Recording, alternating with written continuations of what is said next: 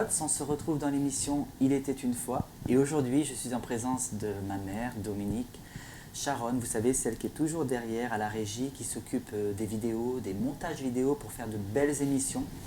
Donc, elle naît au Maroc, à Casablanca exactement. Son père était contrôleur aérien à Bordeaux et avait été muté au Maroc. Ses deux sœurs aînées ainsi qu'un frère sont nés à Bordeaux. Et son deuxième frère à Casablanca.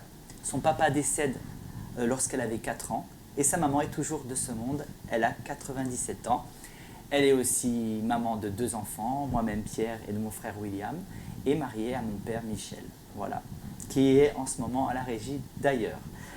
Salut, tu vas bien? Salut Pierre, ouais, bah, ça fait plaisir d'être là, de ce côté au moins, parce que je suis toujours là, mais bon, ça fait plaisir d'être de ce côté-là et de pouvoir rendre mon témoignage aujourd'hui. C'est ça, et de pouvoir un peu révéler un peu qui voilà, tu es. Bah, Hein? voilà. Alors tu peux nous parler donc de ton père, mon grand-père? Bah, en fait, mon père, je ne l'ai pas beaucoup connu, puisque comme tu l'as dit, il est décédé, j'avais 4 ans. Mais c'est mes sœurs qui m'en ont beaucoup parlé. Et ma mère aussi m'en a parlé, mais je ne l'ai pas vraiment connu, quoi. C'était quelqu'un de charmant, un bel homme, c'était mon père, quoi, voilà. Et tu me parles de tes grands-parents, leurs croyances un peu? Alors mes grands-parents maternels, parce que mes grands-parents paternels, je ne les ai pas connus, mais maternels, donc mon grand-père était protestant, ma grand-mère était catholique, et ils avaient décidé que lorsqu'ils auraient un enfant, si c'était un garçon, il serait protestant, et si c'était une fille, elle serait catholique. Donc ma mère est née, elle a été baptisée catholique, dans la religion catholique, voilà, et puis après... Et toi, tes croyances? En fait, mes croyances avec les croyances de mes sœurs, de mes frères, toute la famille, quoi. On était catholiques, on a suivi un peu la lignée, quoi. Mais on était catholiques, mais pas très pratiquants. Enfin, comme pas très engagés, quoi. Voilà, pas très engagés, mais on croyait quand même en Dieu. Vous suiviez beaucoup par la tradition, quoi. Voilà, par la tradition. Et donc tu fais ta première communion? Oui, je fais ma première communion. Et j'avais toute la panoplie de la petite, la petite panoplie, la médaille, le missel, la Sainte Vierge qui changeait de couleur selon la météo. Enfin, j'avais toute la tiraille, quoi, de la petite croyante, quoi. Et vous fêtiez Noël? Oui, je fêtais Noël et comme j'étais la dernière de 5, donc j'avais l'honneur de mettre le petit santon qui représentait Jésus dans la crèche à minuit. Ah oui, d'accord. Voilà. Et est-ce que tu te posais des questions quand même? Je me posais des questions dans le sens où ça m'intriguait. Pourquoi Jésus quand j'allais à l'école, d'ailleurs, l'église catholique était sur mon chemin. Et je me rappelle que je poussais cette grosse porte qui était assez lourde, d'ailleurs. Et il y avait Jésus sur cette croix. En plus, c'était un Christ, mais de grandeur nature. Vraiment, on aurait dit qu'il était en chair et en os, quoi. Voilà, Présent. Et ça m'a intriguée. Pourquoi Jésus était cloué, pourquoi on l'a tué, pourquoi il est mort, pourquoi il est ressuscité. Et tu n'avais que 10 ans à cette époque-là? Oui, j'avais que 10 ans. Et déjà, tu te posais toutes ces questions? Oui, pas mal de questions. Oui. Et qui te parlait de Dieu? En fait, quand mes parents étaient en course ou quand ils étaient absents, le soir, à la sortie de l'école, c'était la maman du curé qui nous récupérait. D'accord. Et elle nous faisait le catéchisme. Et c'est donc la maman du curé qui t'en parlait? Oui, c'est la maman qui puisait dans son missel, parce qu'elle n'avait pas de Bible, mais elle puisait dans son missel pour pouvoir nous enseigner. Bien sûr, il y avait l'histoire de tous les saints et tout ça. Et il y avait l'histoire de Jésus, bien sûr, dedans, mais j'aimais beaucoup. Et vous alliez à l'église pour les grandes occasions, c'est ça? Pour les grandes occasions. Vous confessez, c'est ça?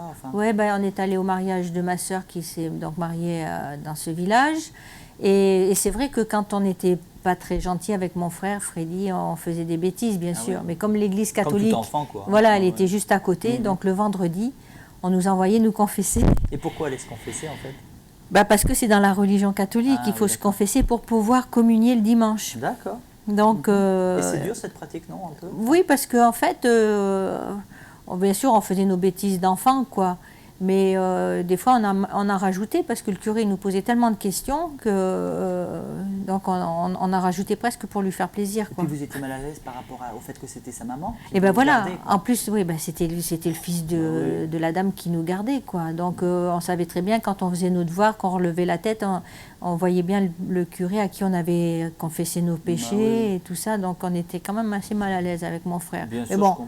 Ouais. c'était Surtout pour notre des enfants, petite, quoi. Ouais. c'était notre petite. En même temps, c'était votre manière aussi de vous tenir peut-être à carreau aussi. Ouais.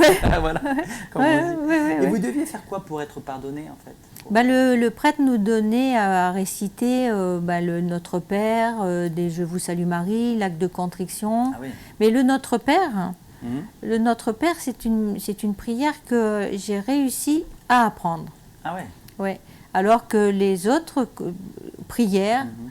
de Je vous salue Marie, l'acte de contriction, Mhm. ça j'avais beaucoup de mal. J'avais Ah beaucoup ouais. de mal. Mais le Notre Père, c'est une prière qui en dit long. Hein. Notre Père qui est aux cieux, oui, oui. Et quand on l'analyse, le Notre Père, que ton règne vienne, que ta volonté soit faite sur la terre comme au ciel, on se pose plein de questions par rapport à C'est cette ça, et puis prière. donne-nous notre pain quotidien, Voilà, etc. Donc, voilà. Et elle est j'en avais complète. besoin. Elle est complète. elle est complète cette prière. Ça me fait penser un peu au psaume 23, tu sais. Voilà, C'est complet, voilà. quoi, Et hein. c'est C'est exactement pareil. c'est l'exemple en fait. Le Mhm. Notre Père, elle est complète pour. Bien sûr, maintenant on prie. On peut dire le Notre Père, bien sûr, mais on peut dire avec nos mots. C'est ça, Voilà. exact. Et moi, je me l'étais approprié à l'époque. Ouais, ouais. Je tutoyais Dieu. Déjà, Parce que t'avais des- une enfin, toi, tu voulais aller au-delà de la religion, en fait. Voilà, parce que je disais, C'était une relation déjà voilà. que tu aspirais. Je dis, oui, voilà. J'ai dit, puisque tu es mon père, Eh ouais, donc je te tutoie. eh ouais. Mais j'étais petite à l'époque. C'est beau quand même. Oui, et C'est beau. c'est une belle prière, le Notre Père. Et j'invite les personnes à se replonger dans le Notre Père. Amen. Et d'analyser cette belle prière. Absolument. En fait. Voilà. Et tout ça, donc, ça se passait en Charente-Maritime, alors? Oui, ça se passait en Charente-Maritime, oui.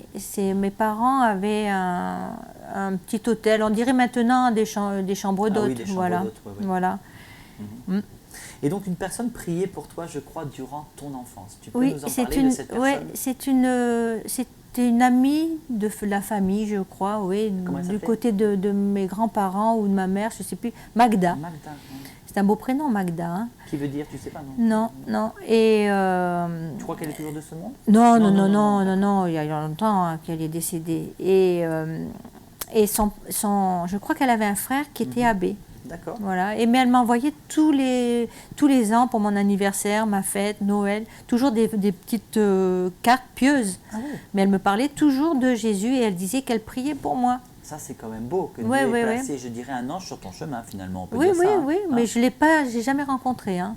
Je l'ai jamais rencontré, mais je sais pas, cette femme, elle devait avoir à cœur de prier pour moi, de m'écrire. J'étais peut-être, je sais pas, je sais pas. Les plans de Dieu, ne cherche Ouais. pas à comprendre. Ouais. C'est les plans de Dieu. Et il y avait un livre qui t'attirait, je crois. Tu peux nous en parler? Ah ben, c'est la Bible. Ah oui. Alors la Bible, on avait justement dans la partie privée de cette hostellerie, dans la partie privée de mes parents, il y avait une grosse Bible. Elle avait le dessus qui était un peu vieilli, mais c'était une sorte de cuir. C'était écrit en vieux français. Ah oui. Mais ce livre m'attirait beaucoup, quoi. Mais c'était un bibelot, donc il fallait pas trop y toucher. Donc, tu te disais pas, il y avait un secret je disais, dedans, oui, ou- je disais, il y a un secret, c'est pas ouais. possible, il y a un secret. Mais elle m'attirait. J'avais les yeux tout le temps fixés dessus quand je montais dans cette partie privée là. Il y avait cette Bible qui était là, mais en bibelot, mais je la regardais et je disais, il y a un plan, il y a quelque chose dedans. Elle m'attirait. C'est incroyable. Et pourquoi vous n'aviez pas le droit de la toucher? Parce qu'elle était vieille. C'était une vieille Bible. On dirait que les feuilles étaient comme en parchemin, des feuilles assez épaisses. Et puis elle était fragile, quoi. Puis elle devait sûrement avoir une certaine valeur à l'époque. ça. Mais je sais pas, non. Mais Mais tu savais qu'il y avait quelque chose de puissant Ouais. dedans. Ouais, déjà ouais, dans ton ouais. cœur. Ouais. Et tu regardais donc, est-ce que tu regardais des films chrétiens? ah oui. Alors Déjà. là, à l'époque, c'était dans les années 60, 65. Et il y avait la télé en noir et blanc. Ah oui, bah oui. Et tous les dimanches après-midi, c'était le film de la semaine. Oui. Donc à 17h, il y avait un film. D'accord. Et en période de fête religieuse, ils mettaient toujours un film chrétien. Ouais. soit Le Roi des Rois, Jésus de Nazareth, je crois que Jésus de Nazareth n'était pas encore sorti, mais je crois Le Roi des Rois. Et il y avait des petites histoires aussi. Les 10 commandements déjà? Les 10 commandements, bien sûr, ouais. celui-là, il est incontournable et on le regardait tous les ans. Mais il y avait des petites films à côté, Saint-Vincent de Paul, Blandine, Jeanne d'Arc. Et tu étais attirée par ça? J'étais attirée par tout ce qui était chrétien. Wow. Tout ce qui parlait de Dieu, des anges, voilà, j'étais vraiment attirée par ça. Et donc, je manquais rien de ça à la télé. C'est ça c'est clair, oui. C'est beau tout ça. Et alors, tu sais, tu me parles, parce que c'est vrai, dans mon enfance, tu m'en as souvent parlé de John Williams. Qui est-ce? John Williams, c'est pour ça que ton frère s'appelle William, parce que c'est un homme, un chanteur du temps yéyé, quoi, qui faisait la partie spirituelle, négro-spirituelle. Qui serait l'équivalent à qui aujourd'hui? À qui maintenant Ron Kenoly, quoi. Oui, voilà, Ron Kenoly. Toi, tu fais ta part aussi dans le chant, aussi. Tout à fait, voilà. tout à fait. Mais John Williams, c'était... il y avait à l'époque, il y avait Johnny qui chantait l'idole des jeunes, il y avait Sylvie Vartan, il y avait Sheila qui chantait L'école est finie, il y avait Monty, il y avait Richard Anthony qui voyait passer son train. Et puis il y avait John Williams qui chantait tout ce qui était négro-spirituel. D'ailleurs, on vous invite à aller voir John Williams sur YouTube. Sur YouTube, oui, parce qu'il est décédé depuis. Voilà. Puis une chanson qui t'a marqué qui est... Oui, il y a un chant qui m'a beaucoup marqué, il s'appelle Merci Dieu, merci, de John Williams. Donc tu vas me chanter Oui, tu sais que le refrain, je l'ai bossé, je l'ai travaillé, et oui. Ok, je vais faire ça pour toi. Merci Dieu, merci.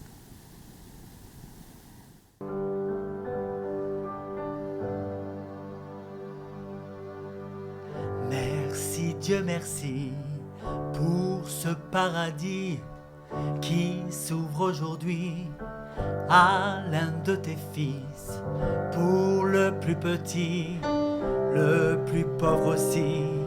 Merci Dieu, merci pour ce paradis.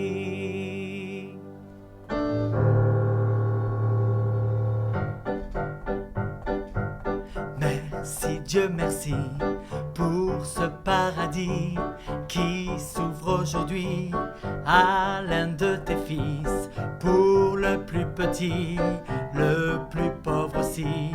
Merci Dieu, merci pour ce paradis.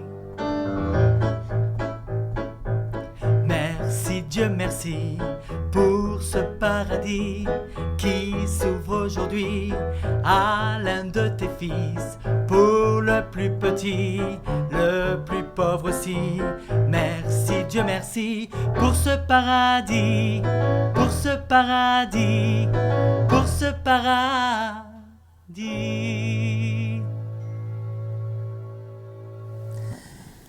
Tu l'as rencontré?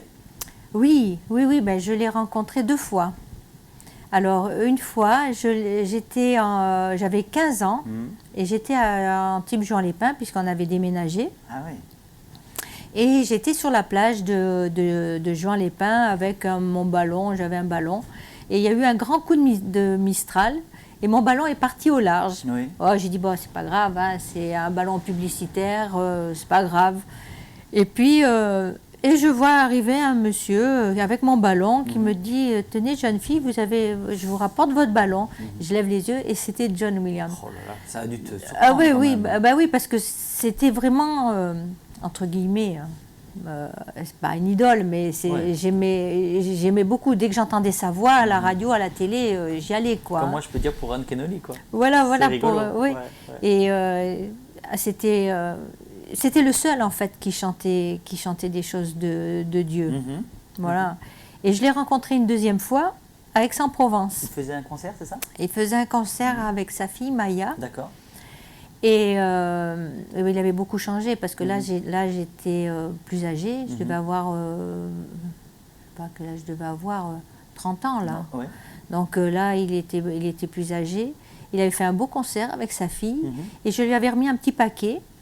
où je lui expliquais un peu mon histoire, comme je le fais là, et je lui racontais mon histoire, comme quoi il m'avait ramené mon ballon sur la plage de Jean Lépin, et qu'il avait en fait contribué à te faire aimer Dieu. À me faire aimer Dieu par ses chants. Et je lui avais remis aussi une petite Bible, Gédéon, une petite Bible bleue. C'est magnifique. Voilà. Donc tu ne sais pas s'il a lu tout ça après, oui? Ben, je pense qu'il l'a lu, parce que c'était quelqu'un, non, c'était quelqu'un de, vraiment il était humain, et il était, oui, parce qu'il est décédé, mais ce que j'ai su après, c'est qu'il habitait pas loin de chez moi, à Antibes à l'époque. Oh là là. Antibes Jean Lépin, il n'était pas loin. Il n'était pas très loin, il était même peut-être à moins de 2 kilomètres. Hein. C'est beau quand même comme rencontre, c'est un privilège quand même. Ouais, ouais. Et à quel moment, toi, tu as eu cette certitude de l'existence de Dieu? Quand est-ce que j'ai eu la certitude? Eh ben, en fait, c'est quand ma mère est tombée malade. C'était en 1971. Elle était tombée malade, devait rentrer à l'hôpital. Tu n'avais que 17 ans? Oui, 17 ans là. Et donc, elle a rencontré une dame qui était dans un commerce parce qu'elle avait une course à faire. Et puis la dame qui a vu dans quel état était ma mère, elle lui a dit, mais madame, est-ce que vous êtes croyante? Et ma mère a dit, vous savez, j'ai perdu mon mari, elle a commencé à raconter tous ses malheurs. Mais la dame lui a dit... Elle s'appelait Daniel? Daniel, voilà. Et Daniel lui a dit, si vous voulez, je peux dire à mon pasteur de venir vous rencontrer. Oh. Alors elle a dit, ma mère, qu'est-ce qu'elle a dit? Elle a dit, bah, il n'y a pas de souci, c'est pas grave, mais il peut venir, hein, bien sûr. Donc, je crois que 2 jours après, ce monsieur est venu. Et je rends vraiment hommage à ce monsieur. C'est monsieur Raffinesque, Yves Raffinesque, qui était pasteur à l'église, à l'Assemblée de Dieu d'Antibes. Donc c'est pasteur Yves et Joséphine Raffinesque. Et Joséphine. On les salue? Oui, oui, on les salue. Bonjour à tous les deux. Tous les deux. Et ils se sont vraiment bien occupés de nous, vraiment bien occupés. Hein. Il n'y avait pas, pour nous, il n'y avait pas de jour de congé, disons. Hein. Si, je me rappelle une fois, ma mère était vraiment pas bien. Oui. Je suis arrivée chez eux en catastrophe pour leur demander de venir. Oui. Et ils étaient sur le point de partir en famille, faire un pique-nique. Et ils ont tout laissé en plan. Et ils sont venus, il a prié pour ma mère. Et voilà, quoi. Ils vivaient vraiment l'évangile, quoi. Hein. Ah bah oui, oui. Ah oui, oui. Disponible pour les gens, c'est ça, ouvert vers les autres, quoi. Donc il est venu, à la maison. Ouais. Sur le coup, je pensais voir quelqu'un d'ecclésiastique. Ta maman a été touchée? Oui. C'est ça. Oui, bah oui, hein, de ce qu'on nous avait dit sur Dieu, quoi. Et donc je pensais voir quelqu'un arriver en soutane et puis non, c'est là que j'ai compris qu'il était marié, quoi, et qu'il avait des enfants, quoi. Et je disais, dans votre religion c'est bien quand même, il n'y a pas de... Tu voyais que c'était un homme comme les autres, quoi. Voilà, il n'y a pas de célibat, et voilà. Et donc ce couple nous a vraiment conduits dans les bras de Dieu, quoi. Wow. Et quel genre de questions justement tu avais? Et je posais en fait les questions que je me posais à 10 ans. Ah, voilà. C'est-à-dire pourquoi la croix, pourquoi on a tué Jésus, pourquoi. Et en plus, maintenant, il y avait une question de plus. C'est vrai qu'il doit revenir. Parce qu'on ne m'en avait jamais parlé. Si, il n'y avait que ton règne vienne. Mais bon, que Jésus étant mort sur la croix, ressuscité, qu'un jour il reviendrait sur terre. Alors là, moi, j'étais très loin de là. Hein. Et là, tu avais quel âge à ce moment-là? J'avais 17 ans, là. D'accord, donc tu avais tes réponses à tes questions. En fait, oui, et puis il nous répondait vraiment comme il faut. C'était clair, quoi. Avec la Bible, avec les versets. Je découvrais la Bible, là. Donc ce vieux livre que j'avais eu dans mon enfance, je le voyais maintenant dans ma langue à moi, quoi. Il nous expliquait comment on pouvait lire une Bible, que c'était par chapitre, que c'était par petits numéros. Je ne savais pas, je posais tout ça. Je disais, mais qu'est-ce que c'est tout ça, ce charabia? En fait, les mots devenaient vivants, quoi. Voilà. Mais tu avais grandi aussi, hein. Voilà. Tu étais une enfant, tu étais une adulte. Et ta mère, donc, elle rentre à l'hôpital? Voilà, donc elle rentre à l'hôpital. Et puis, il avait d'abord prié avant pour elle, hein, bien sûr. La veille, il avait prié, il était venu. Je ne sais plus si Madame Raffinesque était là ou pas, je ne me rappelle plus. Mais je sais qu'il avait prié. Donc, elle rentre à l'hôpital normalement, quoi. Et puis, moi, je vais à la visite après mon travail avec ma mobilette, puisque j'avais 17 ans. Et j'arrive à l'hôpital de La Fontaine et ma mère n'était pas opérée. Donc, elle me dit, il y avait quand même pas mal de monde dans le service, il y avait beaucoup de va-et-vient, donc elle n'avait pas été opérée. Et ça pendant 3 fois, 3 jours. Au bout du 3e jour, comme elle était à jeun, elle commençait à avoir faim, quoi. Donc, elle m'a demandé de descendre aux admissions. Voilà, et j'ai signé une décharge, et mon frère et moi, on a sorti notre mère de l'hôpital. Et du coup? Et du coup, elle était guérie. Incroyable. Elle était guérie, et de là, à partir de là, on a dévoré la Bible. On peut dire que c'était le premier miracle qui est arrivé dans la famille, là? Oui. Oui. Donc elle dévore la Bible? Oui, on dévore la Bible toutes les deux, on se pose des questions. Moi, il me tardait de rentrer du travail le soir pour pouvoir me plonger à nouveau dans la Bible. Après, on notait toutes nos questions, donc M. Raffinesque venait. Et puis, donc il vous rendait visite souvent, hein? Oui, parce qu'on était tellement affamés de la parole de Dieu, voilà. Voilà. Il y a un verset qui dit « L'homme ne vivra pas de pain seulement, mais de toute parole qui sort de la bouche de Dieu ». Et vous aviez faim, vous aviez soif de la parole. Voilà, mais c'était tout nouveau pour nous, ça. Pour vous, c'était tout nouveau. Oui, c'était tout nouveau, puis on découvrait, mais on disait, mais attends, on a un espoir, on peut avoir la vie éternelle, et en fait, on est sur Terre pour... Vous avez ce besoin d'être nourri spirituellement, en fait. Voilà. C'est tout à fait ça. Et une anecdote, alors, tu veux nous en parler là? Une anecdote, c'est justement pendant cette période où on était en recherche, bien sûr, on nous sonne à la porte, et bien sûr, 2 témoins de Jéhovah qui arrivent. Alors moi, j'ai envie de dire, voilà, c'était les oppositions à ce moment-là. Oui, parce que le diable mais sur le moment, on ne savait pas. Ouais. Parce qu'ils arrivent, ils nous disent on vient vous apporter la parole de Dieu. Donc on les fait rentrer volontiers. Nous on dit voilà. Et puis on s'est tout de suite aperçu que Jésus, qui était à la première place dans notre cœur, on le rabaissait. Il mettait plus en évidence leur organisation de la Watchtower que Jésus. Jésus, il le minimisait en fait. Et ça m'a mis mal à l'aise. Tu l'as ressenti, toi et ta maman? Oui. Ma grand-mère, en fait, vous l'avez ressenti dans l'esprit? Ah oui, carrément. Oui, carrément. Incroyable. Et en fait, il rabaissait Jésus, alors que nous, on élevait Jésus. Et Jésus, quand même, c'est le Fils de Dieu. Il faut lui laisser sa place, le Fils de Dieu, quoi. Mais c'est marrant que vous ayez eu ce discernement, quand même. Ah oui, mais grâce, parce que vous auriez pu tomber justement dans les témoins de Jéhovah. Oui, mais M. Raffinesque était tellement un homme aimant et plein d'amour qu'il y avait vraiment un contraste avec les 2 autres personnes qui ont sonné à notre porte. Comme quoi on voit la différence avec Donc voilà, et quand on a dit à ces 2 personnes qu'on avait choisi, elles sont parties vexées et en ronchonnant quand... Donc, mais on a fait un bon choix. On a fait le bon choix. Merci Seigneur. Et justement, pendant cette période-là, est-ce que la famille était au courant de ces rendez-vous avec un pasteur? Parce que quand même, vous étiez donc d'une famille catholique, hein, et tout d'un coup, vous vous retrouvez avec un pasteur. Donc, quelle était la réaction? Sur le coup, d'abord, on ne l'a pas dit de suite. Ah oui, d'accord. Mais après, ma mère a vraiment eu à cœur... comme elle me disait, oui, j'ai fait une erreur de vous mettre une étiquette d'une religion. Donc, elle a voulu rattraper ça. Elle avait compris que c'était une relation. Voilà. Et elle disait, mes enfants, il faut que je leur fasse connaître la vérité. Et est-ce que justement la famille acceptera ce changement maintenant qui va se produire? La famille, ça s'est pas fait du jour au lendemain, hein, attention. D'accord. Parce qu'à partir de là, on est parti dans la ville où habitait ma sœur aînée, à Bourges. Après, on est parti à Paris, où il y a ma deuxième sœur était là-bas aussi, à Paris. Michel.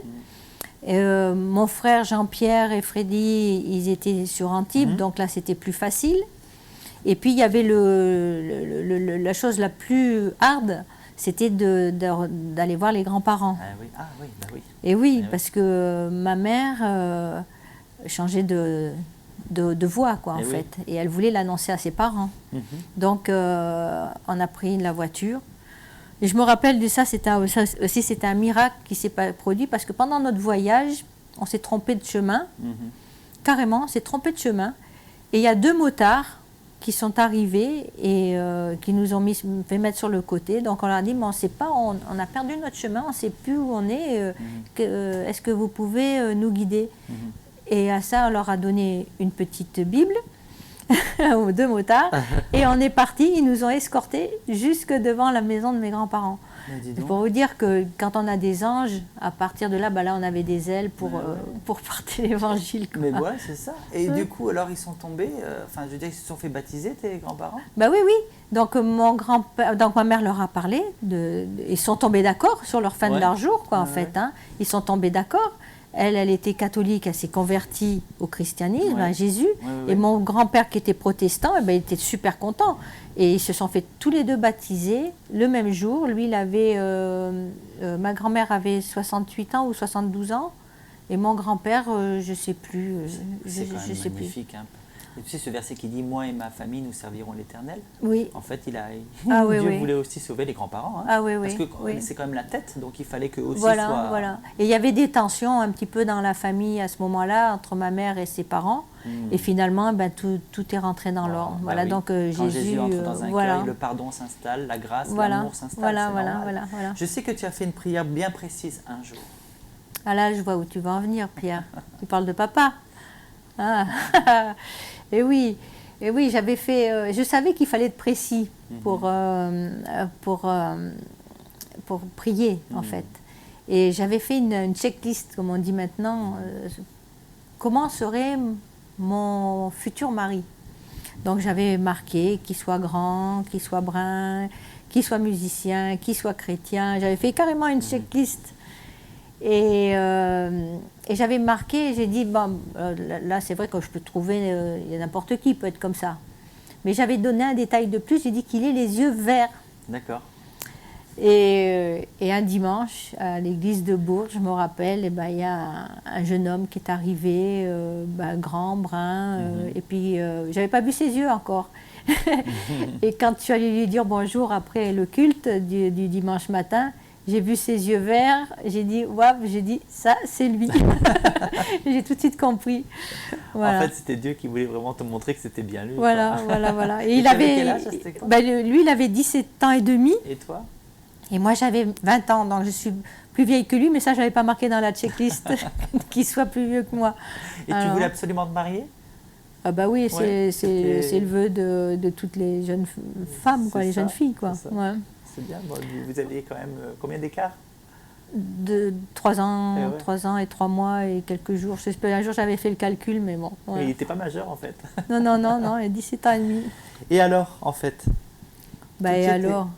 Tout y était, finalement. Voilà. Et on s'est mariés en 77. Ouais, donc ça fait bien... En 2021, ça va faire 44 ans. Voilà. Ça passe, hein. Ça commence à passer. Et du coup, est-ce que tu peux me dire quel est le plus grand miracle que tu as vécu dans ta vie? Le plus grand miracle, tu le sais, c'est toi. Ben oui, c'est là que je voulais en venir. Voilà. En fait, le plus grand miracle, c'est quand je t'attendais et j'ai eu un souci de santé. Mais ça, tu l'as déjà donné, ton témoignage. Plusieurs fois. Tu l'as donné plusieurs fois au Top Chrétien, là, d'ailleurs. Et j'ai eu un souci donc de santé et on a filé à l'hôpital. À l'hôpital, j'ai rencontré donc une doctoresse qui n'était pas ma doctoresse du moment, quoi. C'était quelqu'un que je connaissais pas et elle m'a dit carrément, elle m'a fait une lettre comme quoi il fallait que je me fasse avorter parce que tu aurais des soucis que le bébé que je portais aurait des soucis de membres, peut-être pas de membres du tout. Et puis en douce, elle nous a dit ne vous gâchez pas la vie. Donc on avait compris. Donc on est rentrés à la maison tous les deux, et donc, mon mari et moi. Et on a prié. C'était quoi cette prière? Seigneur, nous te donnons notre bébé, nous te le confions. J'avais vraiment pas à cœur de faire ce que me demandait, d'avorter. J'avais vraiment pas à cœur, mais on a prié. Et à partir de ce moment-là, on a eu une paix, quoi. Et à l'échographie suivante, et donc là, j'avais retrouvé mon médecin gynécologue. Et là, il me fait donc l'échographie. Et je lui demandais, je lui dis, est-ce qu'il y a les bras, les mains? Parce que je lui avais rien dit du tout à lui. Et tu avais la main plaquée à l'écran, l'air de dire, ne vous inquiétez pas, papa, maman, je suis là, soyez en paix. Ça, donc à partir de là, ça a été formidable. Mais on n'en avait parlé à personne. Hein. On avait parlé à personne pour pas avoir d'avis. Faut le faire, faut pas le faire, tu vois. Faut pas avoir de retour négatif. Et Voilà. faut pas tomber dans l'incrédulité, le doute. Voilà. Voilà, Dieu voulait que... Donc c'était un secret entre ton père et moi. Pourtant, on aurait pu en parler à ma famille, aux parents de ton père. Donc, mais on avait dit à personne. C'était notre secret. Et 9 mois après, bon, et puis de toute c'est façon, arrivé. dans ce genre de choses, il vaut mieux se confier à Dieu seulement. Hein. Voilà. Dans le psaume 118, verset 8, tu sais que c'est le verset central de la Ouais, Bible. ouais. Il est écrit qu'il faut se confier que à Dieu et pas à Voilà. Donc, Ouais. mieux vaut. Je pense que vous avez eu une bonne réaction. Donc, tu es arrivé. Et donc, je suis arrivé, donc, dans quel état finalement T'es arrivé, t'avais tout, hein. Bon, apparemment, j'ai les bras, j'ai les jambes. Ouais, t'avais tout. J'étais vraiment examinée, hein, de haut en bas. Et c'était un bébé en bonne santé. Ah bah oui. Qui est né en plus le 14 juillet. Né le 14 juillet, donc 14-7, 14-07. T'es né dans la nuit, bien sûr.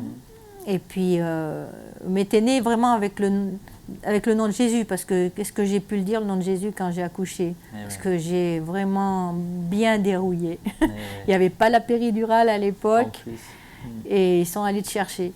Donc, imaginez. Merci Seigneur. Hein. Voilà, ah oui. Il se sert de moi aujourd'hui. Hein. Avec des gros combats aussi. Oui, des combats. Mais je peux dire que dès que tu as pu chanter ou prier, tu étais tout petit. Hein, tu avais 2 ans et demi, 3 ans. Tu chantais déjà plein de petits chœurs, des petits cantiques. Et puis on en est là. Et maintenant, tu es chantre. Chantre et je sers le Seigneur. Voilà. Écoute, hein, c'est ce qu'on avait dit demander au Seigneur. À travers le monde, on avait dit, Seigneur, on te le donne, mais qui te serve? Ouais. Donc, mais il entend tout. Hein. Donc, voilà. Et durant toutes ces années, en fait, tu as fait quoi? Durant ces années passées.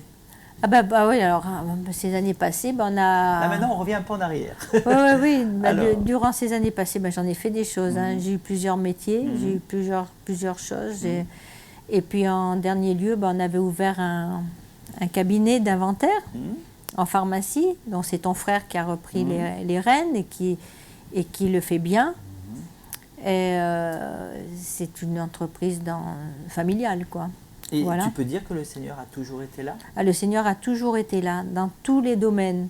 Que ce soit pour trouver un local pour un bureau, que ce soit pour trouver notre première maison, il a toujours été là.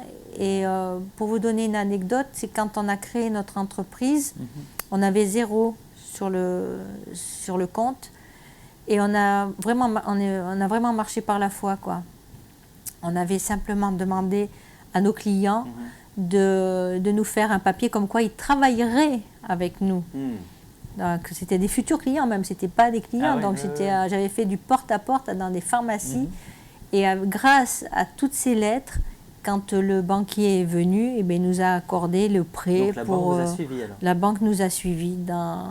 Mais ça, c'est un miracle, parce que maintenant, qui est-ce qui viendrait comme ça, juste 0 sur le compte mais c'est par la foi. Voilà. Vous avez marché par la foi. Hein. Voilà. Je vais répéter ce verset, Hébreux 11:1. La foi, c'est l'assurance des choses qu'on espère, la conviction de réalité qu'on ne voit pas. Et je pense qu'à cette époque, vous vouliez voir les choses se concrétiser dans le naturel. Exactement. Alors, pourquoi Sharon? Alors, Sharon, c'est un prénom que mon frère m'a donné. En fait, parce que je suis auteur et actionnaire à la SACEM. Et donc, il me fallait un pseudo. Sharon, Lotz, parce que c'est mon nom de jeune fille, et Sharon, j'ai pris ce pseudo. Sharon, c'est un prénom juif en plus. Oui, j'ai beaucoup d'amis juifs grâce à ce prénom. Et donc... Mais toi, c'est Dominique. Ah, moi, sinon, c'est Dominique. Mais on te prénomme Domi. Hein. Oui, voilà. Mais Sharon, j'aime bien, c'est mon frère qui me l'a donné. Et alors, donc, je l'ai utilisé pour mon Facebook. Voilà, donc Sharon Lotz, Dominique. Et récemment, on a appris que Lotz aussi, hein, ça voulait dire louange. Lotz, ça veut dire louange, oui. C'est magnifique. Ouais, c'est un louange. Et c'est aussi une petite ville, hein, en France. C'est une petite ville qui est dans le Doubs, sur la Loue, une petite rivière qui s'appelle la Loue. C'est un beau petit village qui a été primé, je crois. Hein, il est un beau petit village. Et donc maintenant, en mars 2017, tu crées une chaîne Art and Voice Studio. Pourquoi? Alors, d'abord, parce que je me suis dit, on n'est pas venu sur Terre pour rien faire, pour rien. C'est pas possible. On n'est pas venu là pour juste nous fatiguer pendant minimum 60, 80 années comme ça. Donc il y a quelque chose à faire. Une mission. Une mission. Et donc j'ai créé donc ce studio pour pouvoir annoncer l'évangile. Parce que l'évangile, c'est la source de tous les bonheurs. C'est la source, il faut prêcher l'évangile. Et justement, on en revient à mon enfance. Jésus va revenir. Et ça, c'est quelque chose qu'il faut faire savoir. C'est ça. Et beaucoup l'ignorent. Et quand je l'ai compris, moi, à 17 ans, c'était vraiment une révélation. Donc je me dis qu'il y a des personnes là qui nous écoutent, qui ne savent pas que Jésus va revenir. Ils disent que c'est une légende, que c'est... Non, c'est pas du tout une légende. Lisez la parole de Dieu. Sûr. C'est pas du tout une légende. Et Jésus lui-même nous a commandé d'aller par tout le monde prêcher la bonne nouvelle. Voilà. Et c'est ce que vous faites ici aujourd'hui avec les studios Art and Voice. Ben voilà, ça va dans le monde entier. Tu as même des témoignages de personnes qui se sont converties, n'est-ce pas? Ah oui. Dans des prisons. Bien sûr, oui. Récemment, quand je... À Conakry même. Oui, quand j'ai créé ce studio, il y a une personne qui est venue témoigner, Nadia, pour ne pas la citer. Et son témoignage est parti grâce aux médias, grâce à Internet, disons, jusqu'à la prison de Conakry. Et il y a eu une vingtaine de prisonnières qui ont été... et des geôlières aussi. Et ouais, des geôlières qui se sont converties. Et en plus, quand ces prisonnières sont sorties de prison, elles ont parlé de l'amour de Jésus à leur famille. Et de leur côté aussi, se sont donnés... Ça me fait penser, tu sais, l'histoire de Paul et Silas en prison. Voilà. Quand ils ont prié que les chaînes sont tombées et que le geôlier s'est converti après. Voilà. Bah, c'est ça, c'est la continuité. Donc, c'est magnifique. Voilà, donc on a une mission. Et, sur Terre. Voilà. Et les missionnaires, dans le temps, il n'y avait pas Internet, il n'y avait pas... Donc, ils se rendaient dans les pays. Ils se rendaient, ils y allaient. C'est vrai, il y en a encore, bien sûr, mais il en faut toujours de ces missionnaires. Parce qu'on ne peut pas donner à manger à travers un écran. Non. On peut pas. Non, mais par contre, la parole de Dieu annoncée par les écrans, c'est très bon. Mais voilà. Mais donc, on est missionnaire, disons, sur le net. C'est ça. Et là, ce que je voulais, avec mon mari, avec toi aussi, c'est qu'on puisse annoncer que Jésus est amour, que Jésus est mort sur la croix pour vous, pour toi, pour moi, et qu'il ne faut pas négliger cet acte que Dieu a permis pour nous, quoi, d'être sauvés, quoi. Parce que c'est le seul moyen pour nous d'être sauvés. C'est ça. Il n'y a pas une autre personne qui puisse nous donner ce salut. Et donc maintenant, l'humour de Dieu, tu rencontres un certain Magda, on peut dire encore. Encore un Magda, oui, qui va te faire une formation, parce que quand même, on voit des émissions qui passent maintenant depuis quelques années chez Art and Voice, c'est des belles émissions de qualité. Tu as été formée par mon ami Magdaniel, en fait. Ben oui, on l'a rencontré. On l'a rencontré à Paris, tu te rappelles? Oui. Et je ne sais plus comment. Il nous a fait visiter son studio, je crois. Et il s'est proposé de venir me faire une formation. Formation sur le logiciel. On peut dire que c'est un deuxième ange encore. Ah bah oui, moi j'ai eu que des anges. Magdaniel. Magda, oui, c'est vrai, j'avais pas fait le rapprochement avec Magda et Magdaniel. Et il a été super. S'il m'écoute du Canada, puisqu'il est au Canada maintenant, j'ai fait un gros bisou. Tu as fait quelques jours aussi, oui, bonjour Magdaniel. Oui. Tu as fait aussi quelques jours chez Franck et Liliana. Ah oui, Franck et Liliana Alexandre. Oui, je suis montée à Troyes et j'ai fait aussi une formation avec le logiciel de montage. D'accord. Et c'est à eux, ils ont un ministère Gospel Vision qui est fabuleux, qui est fantastique. Il y a un ange aussi, oui, tout à fait. On félicite Gospel Vision International, Franck et Alexandre, Franck et Liliana Alexandre. Que Dieu vous bénisse vraiment. Et tu as un ange ici aussi dans les parages. Ah oui, alors là, c'est mon joker, parce que là aussi, je le salue, et c'est Patrick Valero. Et vraiment, celui-là, il est formidable aussi, parce que je peux l'appeler, je crois, jour et nuit si j'ai un pépin de connexion ou n'importe quoi. Il est là, quoi. Eh bien, on salue la famille Valero. Et tu reçois quel genre de personnes ici? Alors j'ai reçu des artistes chrétiens, j'ai reçu des conférenciers, des pasteurs, on dirait des bishops maintenant.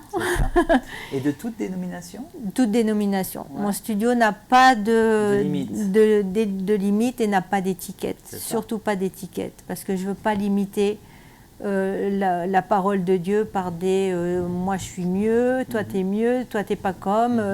J'ai dit non, moi ça annonce Jésus-Christ et Jésus en priorité. C'est aussi simple que ça, tout Voilà. à fait. Et à part des personnes qui viennent donner leur témoignage, tu reçois des enseignants? Oui, j'ai reçu dernièrement Aladin, qui était un missionnaire. Qu'on a rencontré d'ailleurs cette Oui, année. Oui, c'est un pasteur missionnaire Zigane que je connais depuis très très longtemps. Et on l'a rencontré, pourtant je pensais à lui il y a quelque temps, et on l'a rencontré fortuitement à un repas. Et le jour de l'anniversaire de ton mon père. Ouais. Michel, c'est vrai. Et on est content parce que vous avez fait une belle émission sur le tabernacle qui va bientôt être diffusée. Oui. Voilà, dans l'émission Et si on en parlait. Mais justement, là, on en vient à ça. Tu peux me citer justement les émissions, les noms des émissions? Alors, il était une fois. Qui est voilà, mon émission. Voilà, avec toutes les personnes qui sont dans la playlist du YouTube. Oui, on vous invite à aller donc revoir dans YouTube la playlist de tous les témoignages. Oui. Voilà. Et il était. Si on en parlait. Si on en parlait, donc là, ce sont des échanges. On en a fait quelques-uns déjà. Oui. Avec Denis Rizzo. Oui. Sur le thème de la distanciation sociale. N'hésitez pas à aller voir cela. Voilà. Et puis, il y a pour les enfants, les Moupettes. J'ai des marionnettes que j'ai confectionnées. Donc là, on va en refaire d'autres. Vous les verrez. Mais vous pouvez déjà en voir 2 ou 3 sur les playlists d'Art and Voice Studio. Et tu fais ça sur fond vert, hein, Oui, ça c'est sur fond vert. Oui. Et puis il y a une autre émission, et Un jour un miracle. Alors Un jour un miracle, c'est la personne vient, elle est seule en ligne, quoi, et elle raconte des miracles vécus. Voilà, donc on a eu plusieurs personnes, encore, il y en a qui sont encore en cours de montage, mais ça vient. D'ailleurs, si vous avez des témoignages à donner, n'hésitez pas à nous écrire. Voilà, à l'adresse qui s'indique là. Exactement. Qui fait les montages? C'est moi. C'est ça. C'est moi. Et quand j'ai un souci, comme tu disais tout à l'heure, j'appelle mes jokers. C'est ça. Donc j'appelle Patrick. Oui, je pense aussi à Michael. Michael, Jean-Paul. Michael, lui, c'est le champion de la sono. C'est ça. Jean-Paul, c'est le champion de un peu de tout. Et puis David aussi. Et puis David, il s'occupe des lumières, voilà. Et les clips, alors c'est un pur bonheur pour toi parce que tu m'en as fait un, moi je dois le dire. N'hésitez pas à aller voir mes clips vidéo. D'ailleurs, quand je lève mes mains, été fait ici dans les studios Art and Voice, Abrite-moi. C'est des clips magnifiques que tu as fait. Et l'Éternel aussi. L'Éternel, ne t'inquiète pas. Et bientôt tu es là. Oui. Et est-ce que tu peux nous en parler, parce que tu dis que c'est un pur bonheur pour toi de les faire? Oui, c'est agréable de pouvoir mettre des vues. Il faut aller chiner les vues, prendre des clichés. Non, c'est super de faire un clip. C'est de l'art, en fait. C'est de l'art, oui. Oui. Mais il y a Nathanaël qui t'en a fait un beau. Oui, il m'en a fait plusieurs beaux. Mes mains. Il a fait à genoux devant ta face et mes mains. récemment mes mains. Oui, Nathanaël, qu'on salue aussi, s'il nous regarde. Et c'est un pro, un grand professionnel. D'ailleurs, si vous avez besoin de ses services, vous m'appelez et je vous mettrai en contact avec lui. Tout à fait. On salue aussi Déborah. Bien sûr, épouse, Déborah et ses filles. Voilà, c'est une belle famille aussi. Oui. Eh bien, nous arrivons au terme de l'émission, mais avant de nous quitter, parce que vraiment, c'était vraiment super, en fait, tout ce que tu as partagé. Est-ce que, quel mot d'encouragement tu aimerais laisser à tes amis, à tes voisins, à ta famille éloignée qui te découvrent aujourd'hui? Pour ceux qui me découvrent, il y en a beaucoup qui le savent, que nous sommes une famille unie chrétienne, et leur dire simplement de lire la parole de Dieu, de se nourrir de témoignages, et ils verront leur foi grandir, et ainsi ils pourront accéder justement à cette vie éternelle que le Seigneur nous offre. Dieu Jésus n'est pas mort en vain sur la croix, il est mort pour toi, il est mort pour toi, il est mort pour moi, il est mort pour le monde entier. Mais il faut l'accepter.